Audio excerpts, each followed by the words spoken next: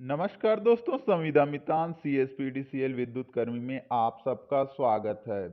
दोस्तों, छत्तीसगढ़ विद्युत विभाग लाइन परिचारक भर्ती की शारीरिक दक्षता परीक्षा स्थगित होने की खबर अखबारों में आ चुकी है और निश्चित तौर पे यह खबर सही भी है।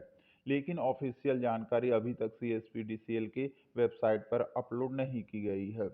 लाइन परिचारक शारीरिक दक्षता परीक्षा स्थगन का वजह कोरोना के बढ़ते केसेस को बताया गया है, किंतु अभी भी राज्य सरकार के लिए व्यापम द्वारा परीक्षाएं आयोजित किए जा रहे हैं, जिसमें लाखों अभ्यर्थी सम्मिलित होंगे। जबकि छत्तीसगढ़ विद्युत विभाग के शारीरिक दक्षता परीक्षा में सिर्फ और सिर्फ पूरे प्रदेश से 9,000 अभ्यर्थी सम्मिलित होने वाले थे। ऐसे में कोरोना का बहाना बना के क्या शारीरिक दक्षता परीक्षा स्थगित कराना कंपनी प्रबंधन की चाल है? जब 21 दिसंबर 2021 को मेरिट सूची जारी किया गया था, तभी से शारीरिक दक्षता परीक्षा की तिथि घोषित कर दी गई थी और 5 से 14 जनवरी के मध्य डाटा एंट्री ऑपरेटर और जूनियर इंजीनियर के पोस्ट के लिए ऑनलाइन परीक्षाएं आयोजित किए गए।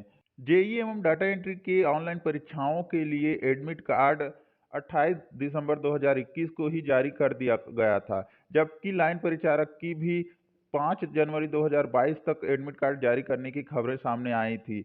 कंपनी प्रबंधन लाइन परिचारक की शारीरिक दक्षता परीक्षा आयोजित ही नहीं करना चाहता था, तभी एडमिट कार्ड जारी नहीं किया गया। हम ऐसा क्यों बोल रहे हैं? क्योंकि देख सकते हैं वीडियो में आपको जो तस्वीरें दिखा रहे हैं वो लाइन परिचारक के लिए पोल गड़ाए जा रहे हैं, जो कि अभी तक तैयारी चल रही है। निश्चित तौर पे जब कंपनी को पता था कि लाइन परिचारक की शारीरिक दक्षता परीक्षा 18 जनवरी से आयोजित किए जाने हैं, तो भी अभी तक क्यों तैयारी पूर्ण नहीं की गई है? तो निश्चित तौर पे इसमें कंपनी का मंशा स्पष्ट दिखाई दे रहा है कि शारीरिक दक्षता परीक्षा को कोरोना संक्रमण काल के बहाने ही अधिक समय के लिए खींचा जाए, जिससे कंपनी की आर्थिक व्यय कम हो। लेकिन संविदा संघ इसके लिए तैयार नहीं है और लगातार पत्रों के माध्यम से तय सीमा में ही शारीरिक दक्षता परीक्षा आयोजित करने के लिए पत्राचार कर रहे हैं तथा अधिकारियों से मिल रहे हैं, ताकि प्रदेश के युवाओं को एक स्थायी रोजगार जल्द से जल्द मिल जाए।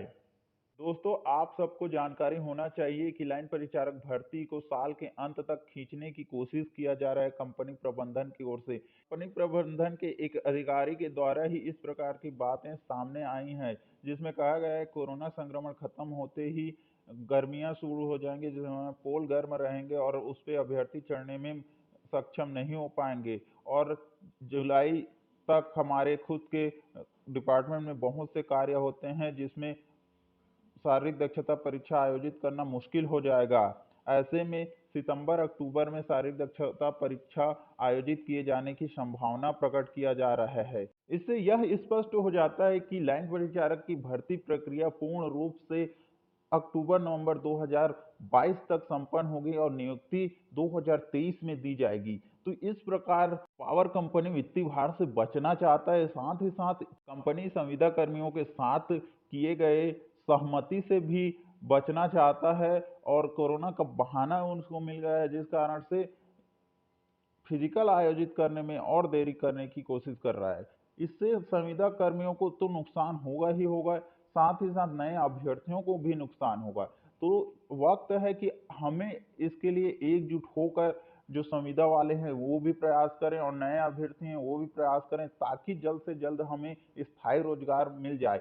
इसके लिए नए अभ्यर्थियों को हमारा विशेष सहयोग करना होगा और इसी सहयोग की अपेक्षा में मैंने एक नया टेलीग्राम चैनल शुरू किया है, जिसमें भर्ती जल्दी किस प्रकार से कराई जा सकती है इसके विषय में चर्चाएं होंगी और उस चर्चा के माध्यम से ही हम एक राह तलाशेंगे, ताकि भर्ती प्रक्रिया जल्द से जल्द कराई जा सके।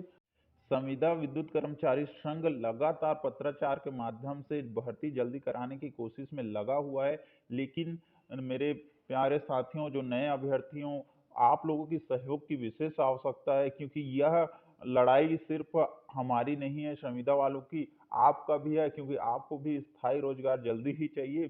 तो नए अभ्यर्थियों से विशेष आग्रह है, जितने भी रायपुर क्षेत्र के नए अभ्यर्थी हैं वो मेरे इस टेलीग्राम चैनल पे जाके जुड़ें।